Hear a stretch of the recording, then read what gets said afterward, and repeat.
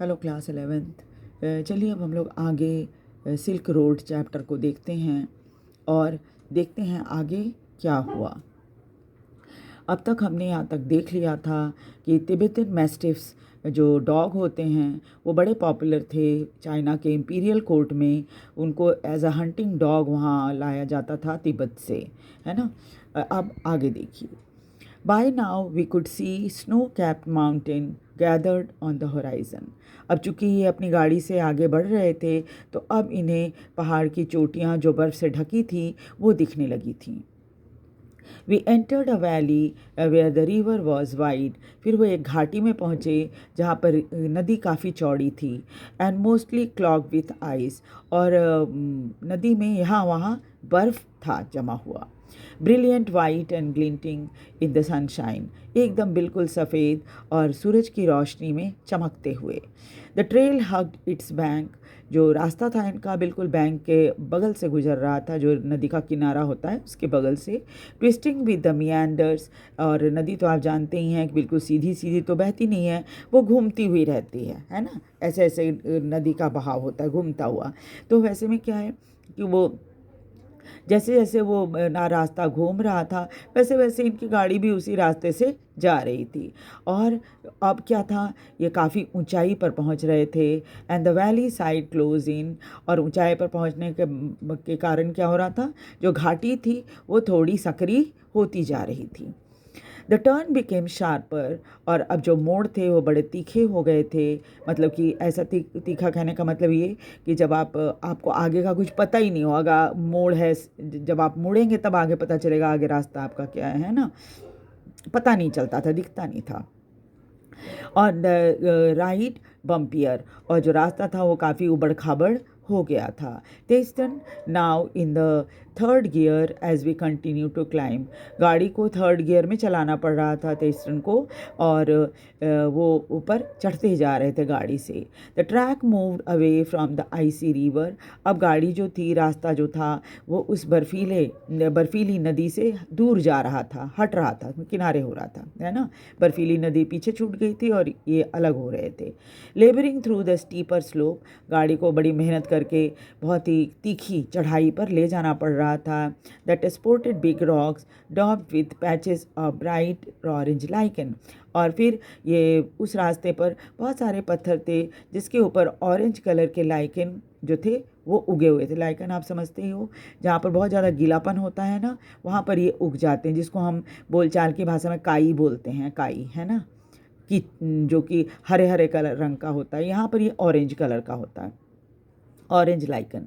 तो ये यहाँ वहाँ पत्थरों पे ब्राइट ऑरेंज कलर के लाइकन जो थे वो जमे हुए थे। Beneath the rock. पत्थरों के नीचे hunk of snow clung in the near permanent shade. और पत्थरों के नीचे चूँकि छाया रहती है तो यहाँ पर बिल्कुल ही परमानेंट शेड के उनको मिला हुआ था, तो वहाँ पर बर्फ़ जमी हुई थी। I felt the pressure building up in my year. अब आपको पता ही है जब हम बहुत ऊंचाई पर जाते हैं ऑक्सीजन कम हो जाता है तो हमें थोड़ा सा बेचैनी महसूस होने लगती है। तो वैसे ही राइटर को भी थोड़ा प्रेशर महसूस होने लग रहा था कानों में। Held by my nose स्नॉटेड and cleared them. कोशिश ये कर रहे थे कि थोड़ा सा गला साफ़ करके, थोड़ा नाक साफ़ करके अपने आप को थोड़ा मतलब साध लें, है ना, वैसे माहौल में। We struggled around another light bend and Teston stopped। फिर अचानक इन्हें थोड़ा सा परेशानी हुई मोड़ पर और टेस्टन रुक गया। He had opened his door।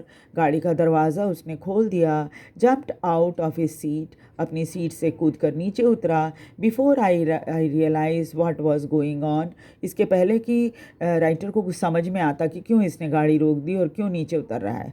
Snow said Daniel। Daniel ने कहा कि यहाँ पर बर्फ़ है। As he too excited the vehicle letting in a breath of cold air as he did so। और डेनियल ने भी कहा कि भाई यहाँ पर तो बर्फ़ जमी है और उसने गाड़ी के दरवाजे को खोल दिया।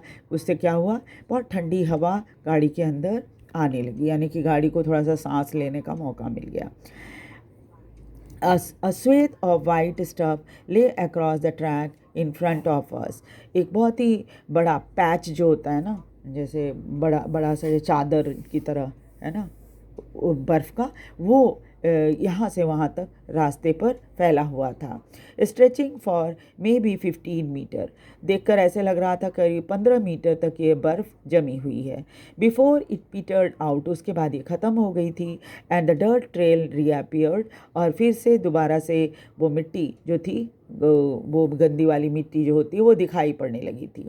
The snow continued on either side of us, ये गाड़ी में जा रहे थे, बर्फ़ दोनों तरफ, रास्ते के दोनों तरफ जमी हुई थी।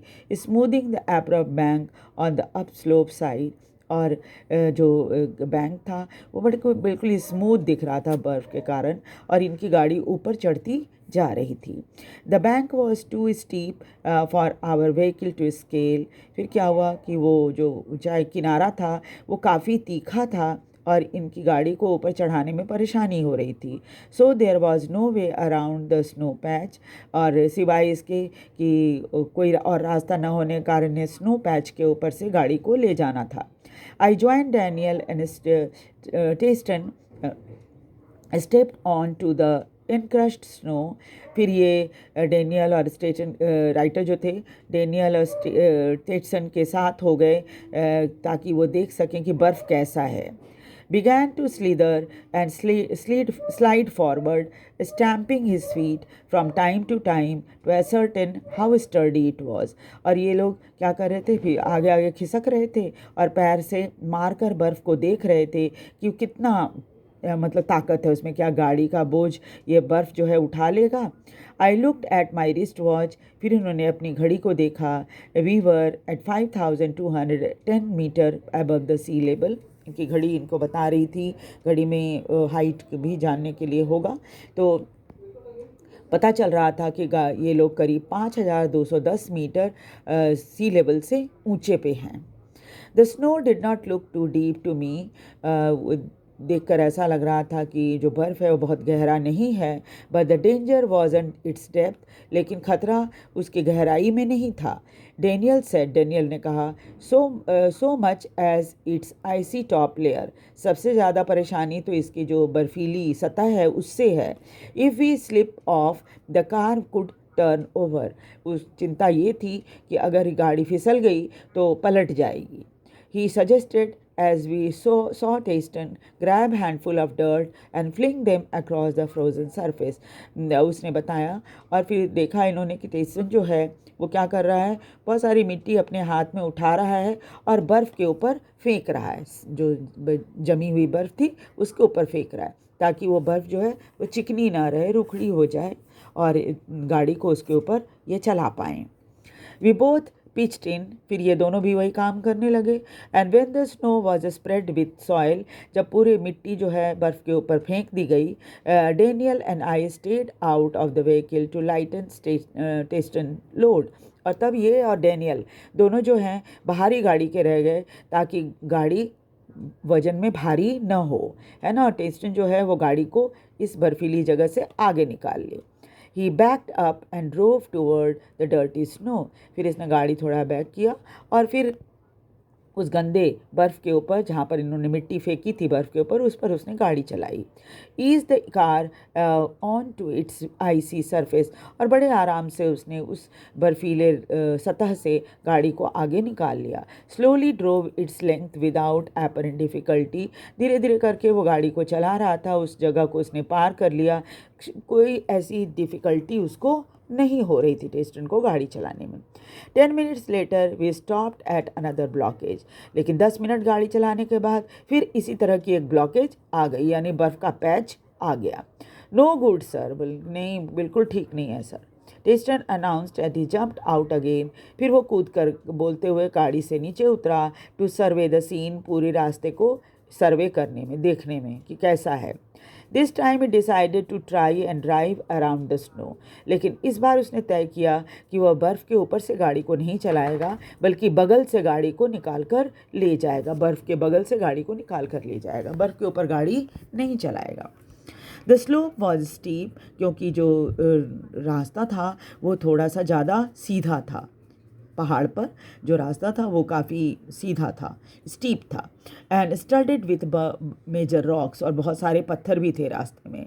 But somehow Tester negotiated them, लेकिन किसी तरह से टेस्टर ने उस रास्ते को पार कर लिया. His 4-wheel drive vehicle lurching from one obstacle to next, उसकी 4 पहिया गाड़ी जो थी वो किसी तरह से इन सभी जो रुकावटें थी उन सबको आसानी से पार कर रहा था. In so doing he cut off one of the हेयर पिन बेंड, regaining the trail further up where the snow had not drifted. और उसके बाद इसी तरह से एक बहुत ही पतले सकरे मोड़ से इसने गाड़ी को पार कर लिया और फिर रास्ते पर ये आगे चले. आगे ज़्यादा कुछ बर्फ़ नहीं था.